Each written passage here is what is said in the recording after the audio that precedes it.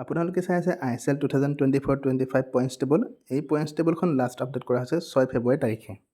5 ফেব্ৰুৱাৰী তাৰিখৰ মোহন বাগান আৰু পাঞ্জাৱ FCৰ মাজৰ খেলখনত মোহন বাগানে পাঞ্জাৱ FCক 3-0 গ'লৰ ব্যৱধানত হৰুৱায়। সেয়েহে আজিৰ পইণ্টছ টেবল এনেধৰণৰ। 1 নম্বৰত আছে মোহন বাগান, 20 মেচ খেলিছে 46 পইণ্ট। 2 নম্বৰত আছে জামছেদপুৰ, 18 মেচ খেলিছে 34 পইণ্ট। 3 নম্বৰত আছে FC গোৱা, 18 মেচ খেলিছে 33 পইণ্ট। 4 নম্বৰত আছে নৰ্থ ইষ্ট ইউনাইটেড, 19 মেচ খেলিছে 29 পইণ্ট।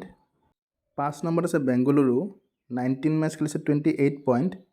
6 নম্বৰত আছে মুম্বাই চিটি, 18 মেচ খেলিছে 28 পইণ্ট। 7 নম্বৰত আছে উৰিষ্যা, 18 মেচ খেলিছে 25 পইণ্ট। 8 নম্বৰত আছে কেৰালা ব্লাষ্টাৰ্ছ, 19 মেচ খেলিছে 24 পইণ্ট।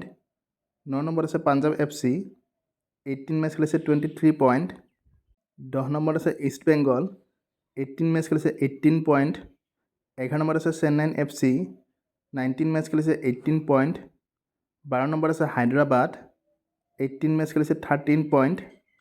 আৰু 13 নম্বৰত আছে মহম্মডন, 18 মেচ খেলিছে 11 পইণ্ট। এই পইণ্টছ টেবলখন লাষ্ট আপডেট কৰা হৈছে 6 ফেব্ৰুৱাৰী তাৰিখে।